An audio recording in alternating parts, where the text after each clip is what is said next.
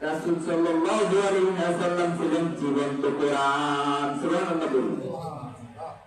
দেখেন রাসূল সাল্লাল্লাহু আলাইহি ওয়াসাল্লামের সম্পর্কে আম্মাজান আয়েশা রাদিয়াল্লাহু তাআলা আনহাকে জিজ্ঞেস করা হলো, হে আম্মাজান আয়েশা রাদিয়াল্লাহু তাআলা আনহা, আমার রাসূলুল্লাহ সাল্লাল্লাহু আলাইহি ওয়াসাল্লামের চরিত্র কেমন?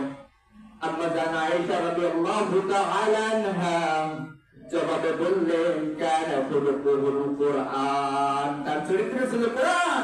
সুবহানাল্লাহ। রাসূল সাল্লাল্লাহু আলাইহি ওয়াসাল্লাম ওই ব্যতীত কোনো কথা বলতেন না, আর যেগুলো বলতেন আল্লাহ তাআলা ইলহাম দিয়ে দিতেন।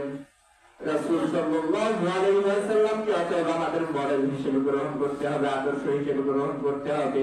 রাসূল ব্যতীত অন্য কাউকে আদর্শ অথবা মডেল হিসেবে গ্রহণ করা যাবে, যত বড় সেলিব্রিটি হোক গ্রহণ করা যাবে না। তো কারণ রাসূলুল্লাহ সাল্লাল্লাহু আলাইহি ওয়াসাল্লাম ব্যতীত অন্য কেউ আপনার জন্য শাফায়াত করবে না।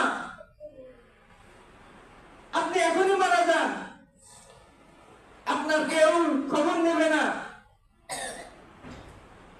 আপনার মা, তিনি হয়তো 2 দিন 3 দিন 5 দিন 1 সপ্তাহ 1 মাস কান্না করবেন। আপনার ছেলে হয়তো 2 দিন কান্না করবেন। আপনার যে প্রিয়তমা স্ত্রী, সে হয়তো 2 দিন 3 দিন খাবে না, না খেয়ে কান্না করবে। তারপর 40 দিন 1 মাস 1.5 মাস পর আরেকজনের হাত ধরে চলে যাবে।